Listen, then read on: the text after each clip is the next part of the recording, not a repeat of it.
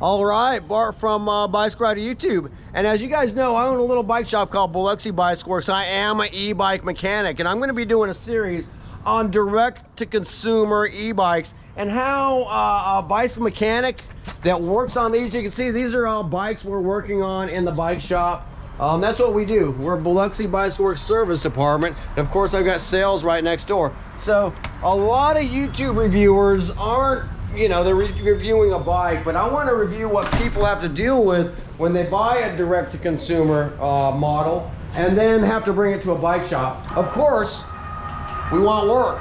So I will take consumer direct e-bikes and try to work on them. I do have a lift here, a big Park Tool lift. I think this thing was about $5,000. So my mechanics that actually work on these bikes don't throw their backs out on these things. They're 70, 80-pound bikes that we've got to, and I don't expect these guys to lift those up by hand. So we did take the extra expense to buy the right tools. But let me just tell you and show you, bicycles are our bread and butter. This is how we move these things around. We don't throw our backs out. We can get parts, and things are pretty easy. It's pretty non-complicated. This is a consumer direct e-bike, and I covered up the sticker here because I'm not cutting down the brand. These guys are actually fairly easy to deal with on the phone, but in the long run, this customer is going to have to do his own work because they don't want to pay what we've dictated, 3 hours to fix this job. So let me go into that. A lot of times when you're buying a direct consumer bike, something off the internet, something that they've got a website and they say, gosh, we've got great warranty and a great customer support. Well, when the hands-on comes and you've got a controller that's gone bad or a motor gone bad, or you've got to diagnose these things yourself, you're stuck doing what this customer did. This customer was sent a controller, a wiring harness, and asked to be diagnosed this bike himself. He bought this bike to ride, not to go in his garage and work on. He couldn't find another bicycle shop in the area. I'm in Biloxi, Mississippi. There's only a few bicycle shops, and it is peak tune-up season, so these guys are busy working on bikes. I wanted to help out, and so I said, look, we'll bring this thing in. He's dealing with an e-bike company that was actually he gave us a direct number so I could talk to the technician. I said, look, I'm not wasting my time on hold, getting passed around from person to person to try to fix this bike or diagnose this bike. There is no plug-in, there's no diagnostic tool, there's nothing I can use as a technician on this bike to plug in and find out what the problem is. So basically it's plug and play. You replace parts until something works. It was deemed on this bike that it's going to be a wiring harness, and to get this wiring harness, you've got to fish it up through this little hole, through this, you know, through this frame and in and out of the frame. It's something that I deemed is going to take a few hours of labor to do. For one, I've had to store this bike. I'm in a 117-year-old building. I don't have a lot of storage facilities, and I'm having to turn down tune-ups because of the size of these bikes and the weight of this bike. I've got to wheel this bike across the street in the warehouse every night so I can, you know, close up the shop. So as an old cost accountant, it takes a lot of time to move things back and forth. And that's not necessarily this company's fault that, you know, I'm in an old building and it takes a lot of facilitation.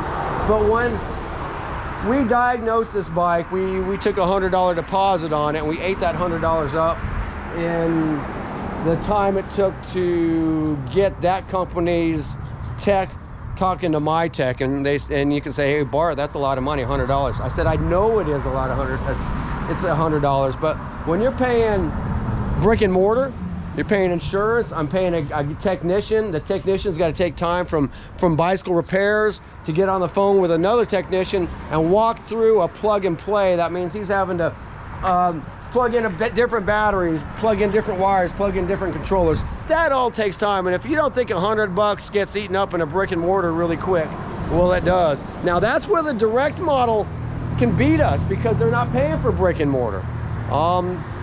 But in the long run, if they don't take care of brick and mortar, they're not going to sell their bikes either, because people feel good that they're in downtown Biloxi. If they buy an internet-based bike, a direct-to-consumer bike, they can bring it to a bike shop. I'm a local bike shop, and I will work on them. That's that safety net for that customer. that customer doesn't have to try to box this thing up and ship it back to California or wherever it came from. It really came from overseas. So that's where a bicycle shop, a brick and mortar, is going to be valuable for all of these internet-based direct-to-consumer models, because if you don't have a bike shop, people aren't going to feel good about buying those bikes. You know, right now someone can buy an under $2,000 beast of a bike, get it shipped to them, they're told to put these things together themselves, and then it ends up here at my shop because there's loose headsets. These things will go 28 miles an hour. If you think you want to go 28 miles an hour and not have your brakes right, not have your handlebars tight, there's a lot that can happen, and that's where, you know, qualified bicycle technician like myself and like my employees come in effect. And we have things like torque wrenches. You know, we've got knowledge. Dan builds several hundred bikes a month. Nice job, Dan. And he takes pride in doing that. You can see his tool bench, and I'm just walking in here, so I'm surprising these guys. Tool benches are organized. These are big tool benches, so if you don't think we have all the tools needed, and that costs a little bit of money, then you're fooling yourself. I have these tools to work on bikes. I am that shop that people can bring their direct consumer e-bike and at least get shot straight. And sometimes people don't like the honest truth that you bought that thing on the internet, and that company is not supporting any of my technicians' request as far as having some kind of diagnostic tool, something to work with. And a lot of the bikes come with really piss poor parts, I'm sorry to say. Unbranded brakes, now this one doesn't. This one actually came with Tektro brakes, so I'm not saying anything. I'm just using this as an example. This is probably one of the better direct-to-consumer e-bikes that, you know, that we've seen as far as a part spec. I'm still looking. I don't want to film the other side of the bike because the name's plastered all over, and I'm really not here to cut down this brand e-bike. I'm just talking about customer support. This guy at springtime in Biloxi, Mississippi, he bought 2 of these. Both of them aren't working, and the company's back and forth sending controllers, asking this company to, or asking this customer to fix his own bike. And when I got in the middle of it, I said, yes, I'll do my best to work with that company. And their technician actually did get on the phone with us. That was a bit of a hassle, but he did, a nice guy. But when I told him we're gonna charge him 3 to 4 hours labor at $75 an hour, where else can you get anything worked on at $75 an hour? You can't go to your accountant, you can't go to your lawyer, you can't go to your architect, you can't go talk to your banker. You can't, you can go try to get your car fixed or your motorcycle fixed for $75 an hour. Now at $75 an hour, I, as the owner, believe me, I'm not putting $75 in my pocket. A lot of that goes to running this business and paying the technicians. Bicycle technicians are specialized, and they deserve to earn a living wage. I'm gonna pay my guys a living wage, and that's still a lot less than a lot of white collar jobs you can get. You can actually go work in a construction site and make more money than a bicycle mechanic. But these guys are working on high-tech pieces of equipment, and I have a lot of liability. When they touch this bike, all of a sudden I have liability on that bike. So if you don't think all that stuff costs money, then you're not being realistic. And when it comes down to it, these companies better start putting a reserve for when they have to send them to a brick and mortar. Because I'm not working on that bike, I'm not rewiring that bike for less than $300. They cut the bicycle shop out of the equation in the first place. E-bike companies, even the ones that are supporting bike shops, you don't make much margin on. You're lucky if you make 18 to 20% margin on an e-bike. So do the math, that's not a whole lot of money. Now, we didn't make any money when we sold this bike, but I'm actually gonna make sure my guys get paid, and I make a peanut butter and jelly money. Like, I'm going for scraps. The bike shop industry is in trouble. I'm happy with peanut butter and jelly money right now. Just give me a few scraps. I'm not asking for T-bone steak money. We're just trying to make it. And when we have to buy a $5,000 lift and I have to pay these guys workman's comp insurance, I've got to put them on the books. They pay taxes, I pay taxes on them.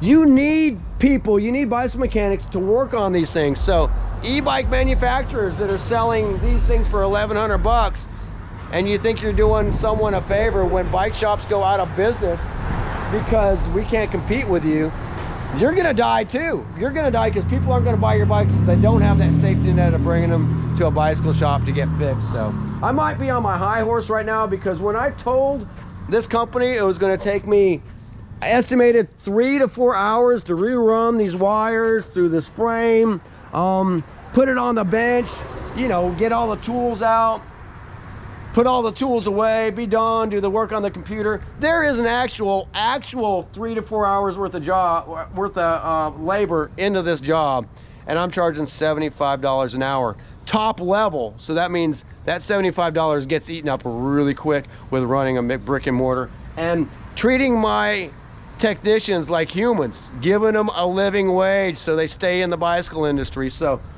the bicycle industry has to survive to have direct-to-consumer bikes survive. So you guys remember that, direct-to-consumer companies. Don't put us out of business, or you're gonna be putting yourself out of business. Those of you that are local, and I sell Aventyn. This is a bike I sell. It's also a direct-to-consumer model, but they believe in bike shops, and I can actually get support out of Aventyn. One brand that I really, if you're asking me recommendations on a brand right now for a big hub drive motor like this with a big wheel, look at Amiya. Look at the Big Sur. That's a great bike that is supporting bike shops. So most of these companies aren't. They're an internet-based company, and you go try to get customer service out of them, and they're sending you something like this. If that's the way you want to be treated as a customer, keep buying internet direct bikes. If you want to drop your bike off when it has a problem to a brick and mortar, buy from a brick and mortar. My customers, if they have a problem, they don't have to do this. They drop it off here. They've got me, and we fix their bikes. Sometimes it might take a week or two because we've got to order a part from the company, but I at least have parts that I can order. I don't know what parts are on this bike. So think about it. Internet-based e-bike companies, you're going to be going 28 plus miles an hour, and they're expecting you to put these things together by yourself. Think about it, people. If things are too good to be true, they probably are. Things in 2024 are expensive, and when you can get this whole bike shipped to your front door for, let's say, 11 or 1200 bucks, it's too good to be true. You're going to end up with problems. Go spend $2 grand at my shop for a better bike and get service. Or internet-based consumer direct companies take care of bike shops, because without us, you're going to be in trouble. So this is just a lesson for the internet.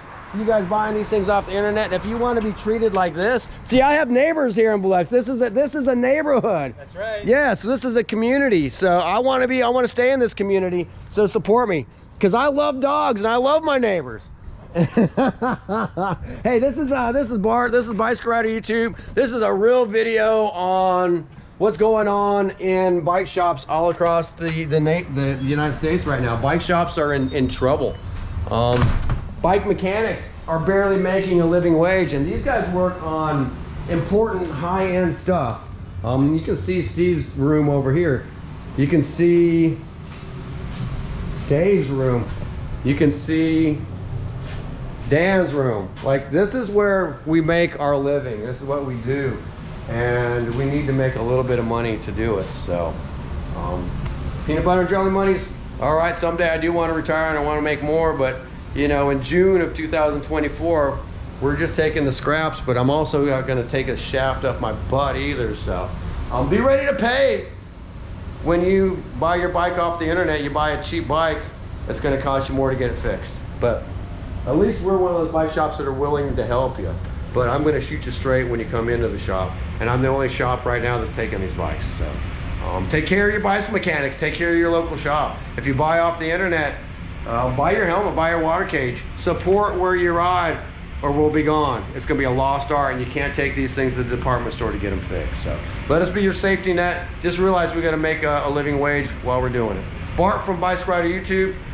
If you like what we do on this channel and you want to see more about e-bike repair from an actual e-bike repairman, Like and subscribe. That lets YouTube know that you're watching us, and we keep doing these videos, real life videos of what's going on in the bicycle industry right now. I put a piece of red tape on it because I did a little YouTube video, but I don't want to like mention the name of the bike because I'm not cutting down this company. Oh yeah. I'm just talking about when people buy like a direct consumer brand, like you're pretty handy. Yeah. Most people get a controller and a bunch of wires and they're like, you know. Yeah, they got this bike. It's got what's it?